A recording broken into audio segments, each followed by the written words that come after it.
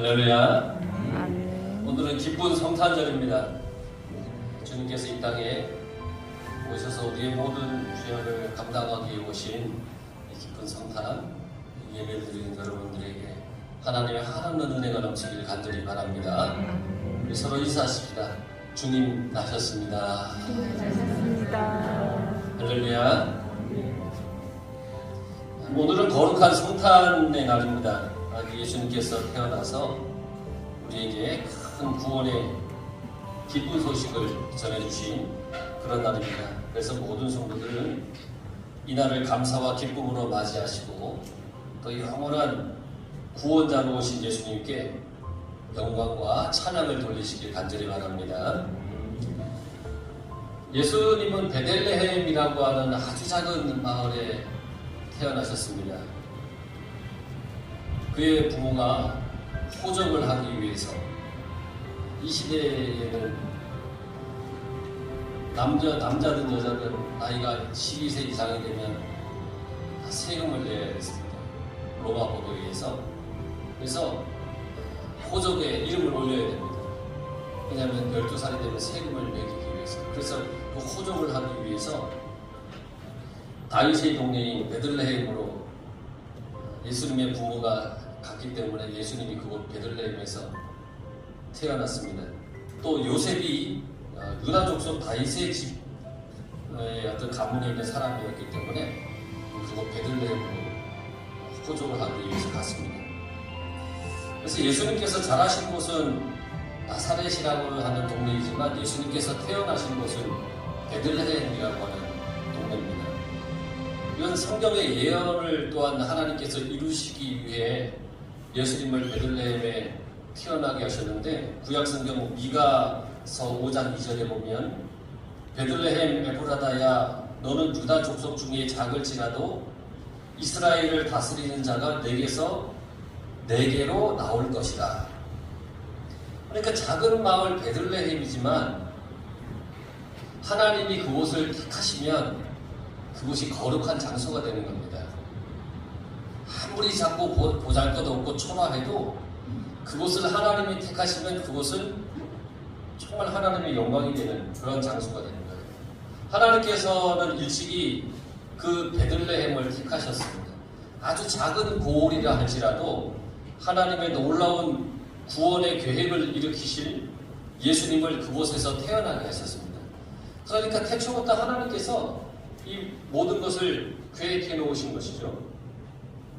우리 인생이 아무리 작아 보이고 나약해 보인다 해도 아무리 보잘것없다 해도 하나님께서 우리와 함께 하신다면 우리와 함께 계시는 한 우리의 인생은 실패와 좌절에서 해방됩니다. 하나님이 함께 하시면. 그러니까 여러분은 항상 주님 안에서 소망을 품고 그렇게 살아가시길 간절히 바랍니다.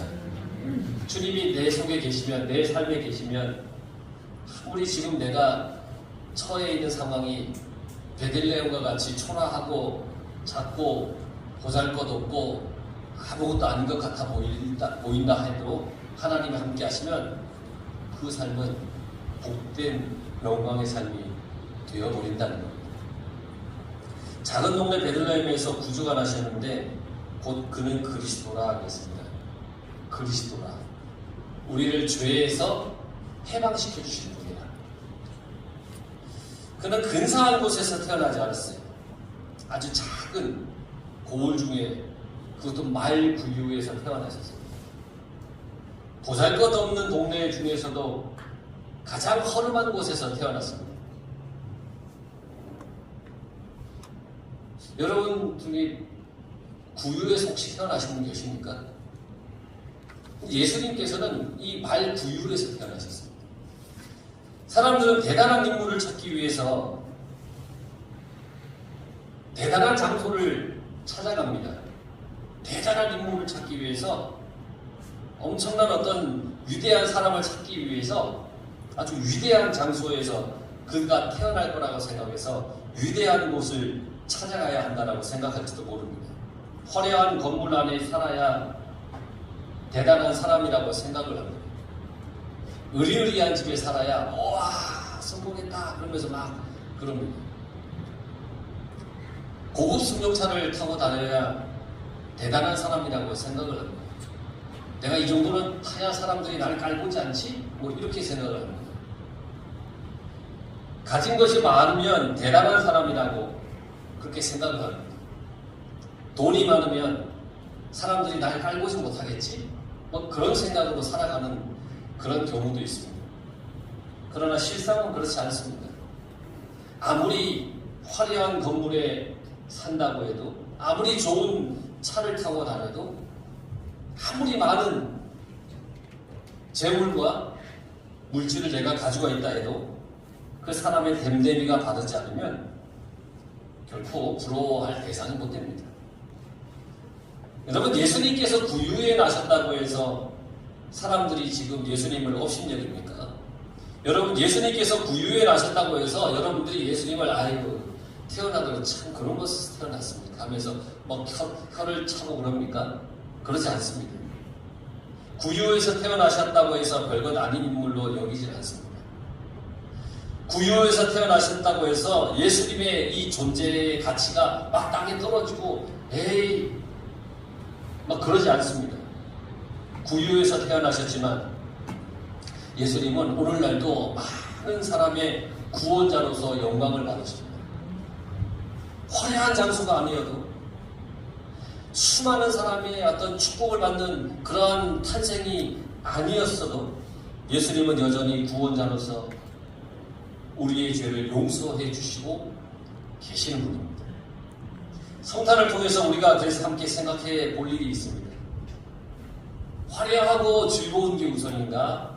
아니면 겸손한 것이 우선인가? 성탄 때가 되면요, 거리는 휘황찬란하게 변합니다. 아주 뭐 의리의리합니다. 여러분들이 지금 이 하라포에 살아서 잘 모르시겠지만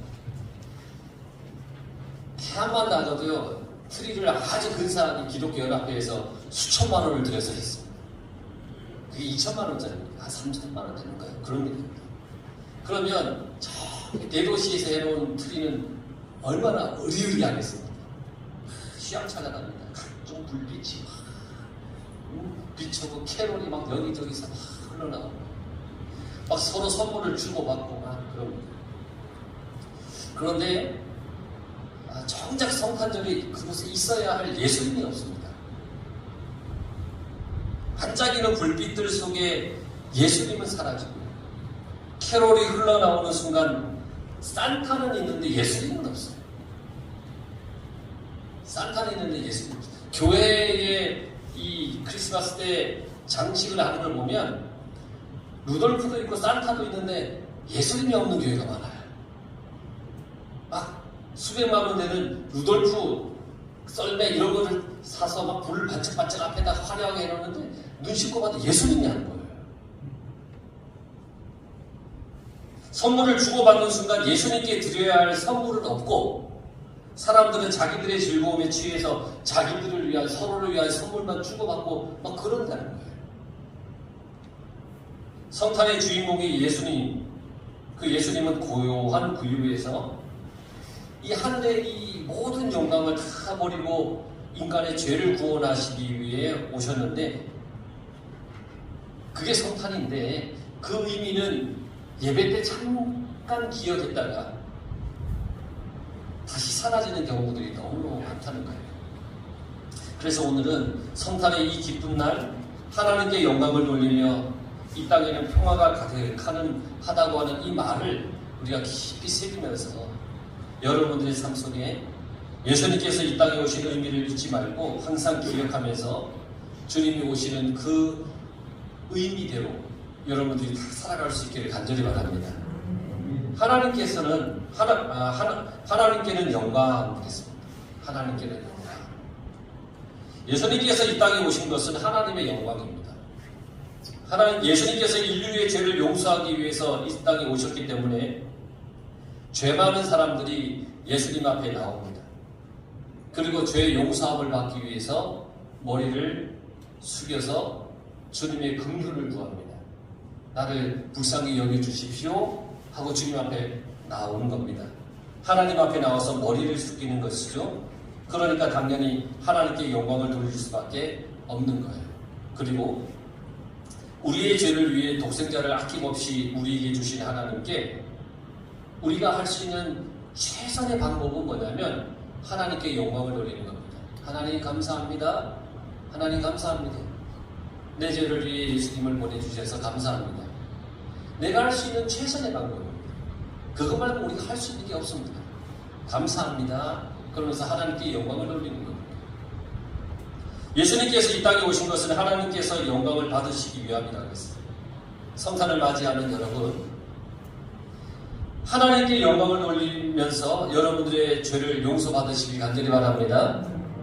성탄을 맞아서 하나님께 영광을 돌리지 않으면 우리는 죄 용서에 의해서 멀어질지 모릅니다. 독생자를 아낌없이 보내주신 하나님은 우리의 영광을 받으시기에 지극히 합당한 분이십니다. 그러니까 하나님께 영광을 돌리는, 감사함을 돌리는 그런 성탄의 의미를 여러분들이 기억하시길 간절히 바랍니다. 또 예수님의 탄생은 이 땅의 평화라 그랬습니다. 예수님이 이 땅에 오신 이유는 우리에게 평화를 주시기 위해서 오셨습니다. 죄가 없어야 평화하죠. 죄가 있으면 평안하지 못합니다. 그러니까 예수님께서 우리에게 이 땅에 오신 건 평화를 주기 위해 오셨는데 죄 용서함을 위해서 오신 겁니다.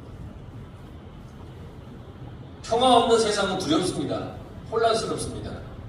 질서가 없습니다. 불만으로 가득 찹니다. 평화가 없습니다. 전쟁이 있는 곳에는 평화가 없습니다. 무섭습니다. 언제 포탄이 떨어질지 모릅니다. 이 세상은 지금 어디에서 평화를 찾아야 될지 잘 모르겠습니다. 근데 최소한 제가 볼 때는 우리 하강포 교회에는 주님의 평화가 가득합니다. 진짜입니다. 가득합니다. 예수님께서 이 땅에 오신 평화를 우리에게 주시는 방법은 여러 가지입니다. 평화를 주시는 방법이 여러 가지인데 몇 가지만 생각해 보면 우선은 이웃 사랑입니다. 예수님은 이웃 사랑을 통해서 평화를 누리게 하셨습니다. 서로를 사랑하는 마음으로, 주님의 마음으로 사랑하는 그 마음으로 이웃을 대하면 평화합니다. 우리 옆에 있는 분을 이렇게 한번 쳐다보세요.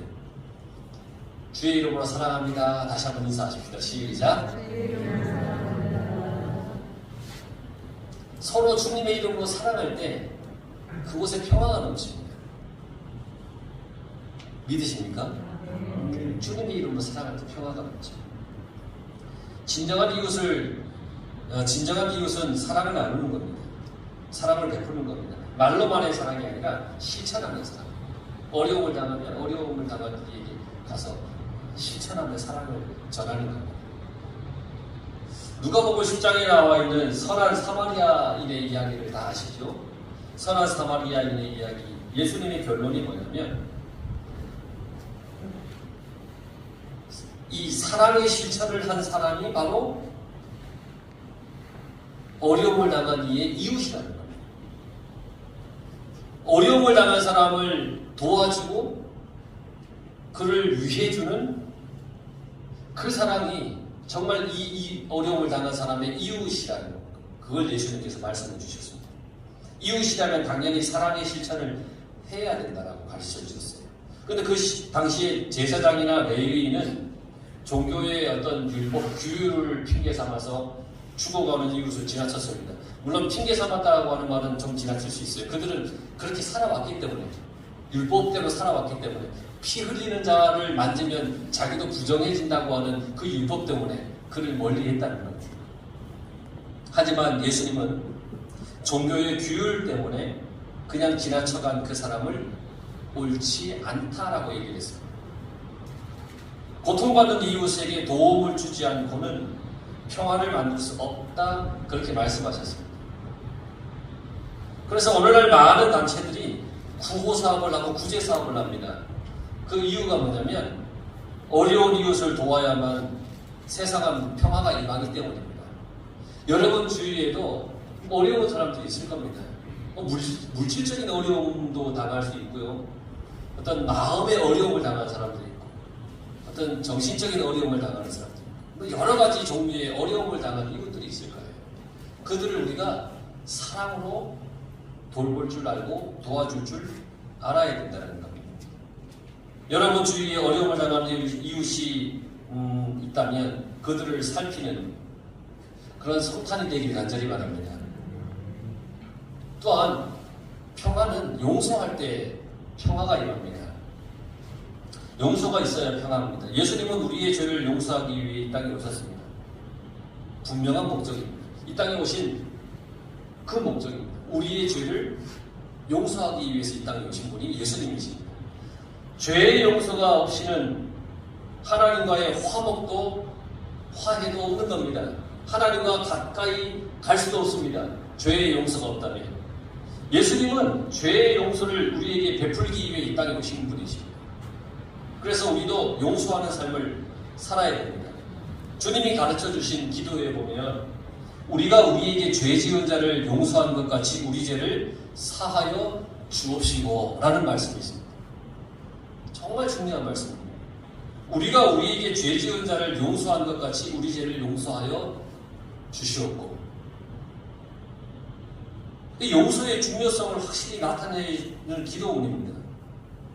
그래서 이 기도문은 사람의 어떤 신앙 고백으로만이 아니라 예수님께서 친히 우리에게 가르쳐 주신 그러한 기도입니다. 그리고 그렇게 살으라, 그렇게 말씀하신 겁니다. 나에게 죄 지은 자를 용서한 것 같이 나의 죄. 그러니까 여러분, 주님으로부터 온전한 용서를 받고 싶으면 나도 뭘 해야 됩니까? 용서하며 살아야 됩니다. 용서를 하면 평화가 임합니다. 서로가 용서하지 않으면 그 사이는, 그 서로는 냉랭해집니다. 국가 간에는 그걸 냉전이라고 부르잖아요. 차갑다는 얘기죠. 냉랭하다, 냉전, 차갑다는 얘기. 따뜻함이 없어요. 싸늘하게 죽어가는 어떤 그런 시체같이 차갑다는 겁니다. 이게 냉랭한 거이고 이게 냉전이라는 거예요. 용서하지 못한 결과가 그렇다는 거예요. 용서하지 못한 사람이 내 옆에 오면 어때요? 서로 냉랭해지는 거예요. 평화가 없어. 둘만 평화가 없겠습니까? 그 주위에서 느끼는 사람 또한 냉랭함을 느끼는 겁니다. 그럼 그것은 평화가 없는 겁니다. 내 것을 양보하고 자존심이나 허세를 버리게 되면 우리는 충분히 용서할 수 있습니다. 예수님께서는 하늘의 영광을 버리고 모든 자존심 다 버리고 인간의 죄악된 땅에 오셔서 우리에게 용서의 사랑을 베풀어 주셨습니다. 하늘의 왕분으로 충분히 우리를 깔볼 수도 있어요. 아니 내가 왜 이럴 수도 있어요.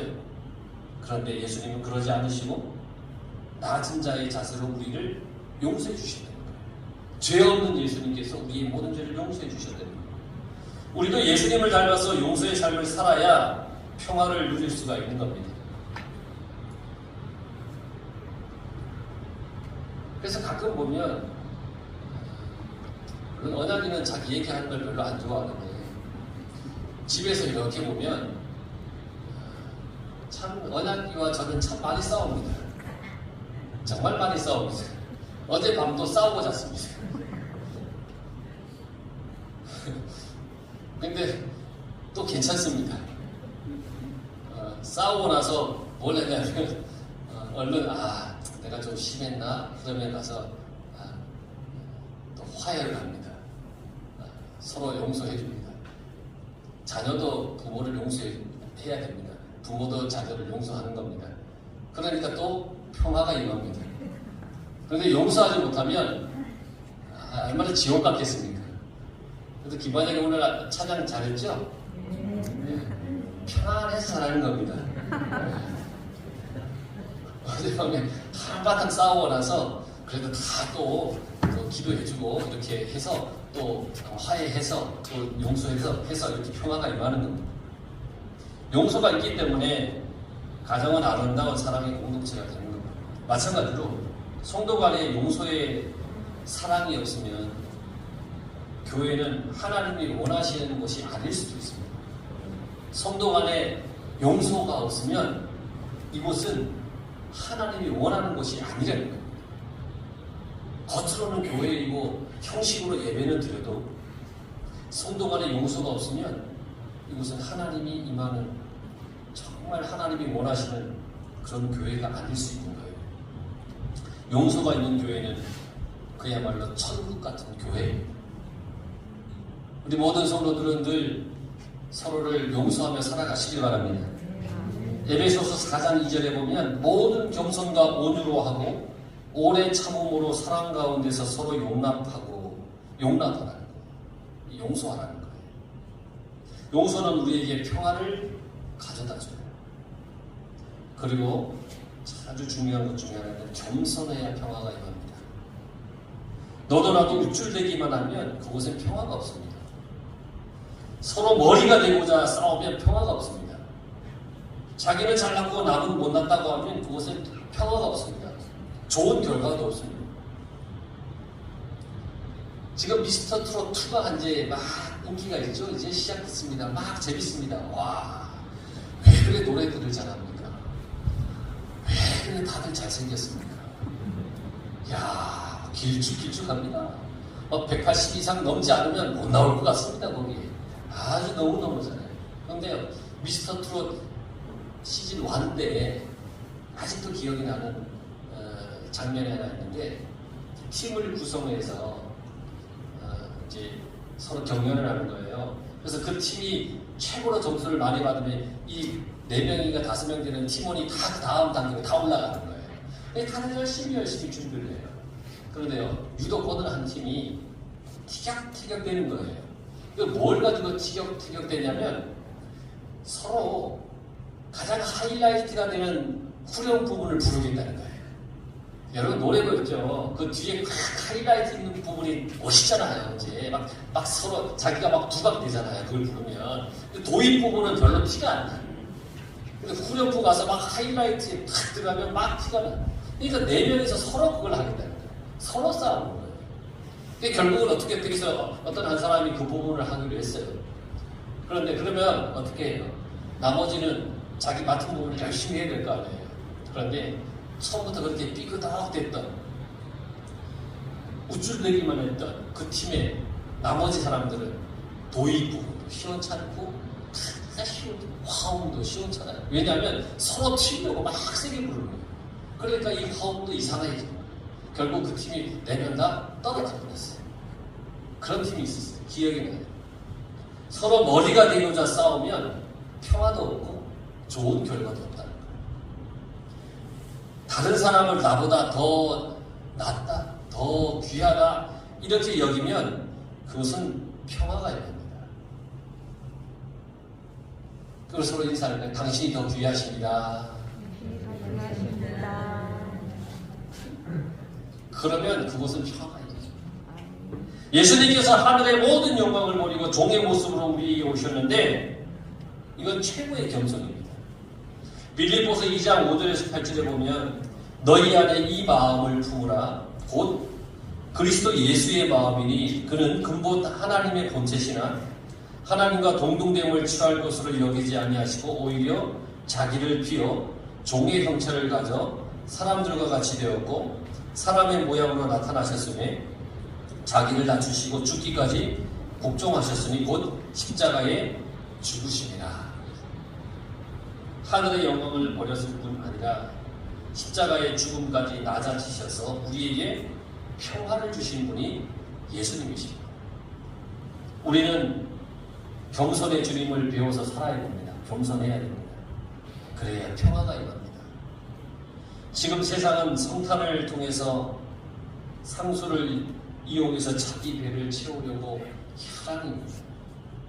성탄에 예수님은 없고요. 휘황찬란한 불빛, 시끄러운 노랫소리, 자기의 즐거움을 위해서 모든 그러한 것이 초점이 되어버린 그러한 성탄이 되어버렸습니다. 성탄의 진정한 의미를 우리가 찾아야 합니다. 여러분, 성탄의 의미를 잘 기억해서 하나님께 영광을 돌리고 이 땅에 평화를 주신 예수님을 닮아서 살아가시기 바랍니다.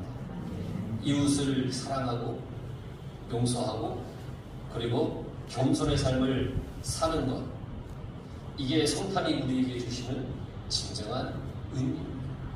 그러니까 사랑하고 용서하고 겸손한 그러한 주님을 닮아가는 여러분들의 삶이 되길 간절히 축원합니다.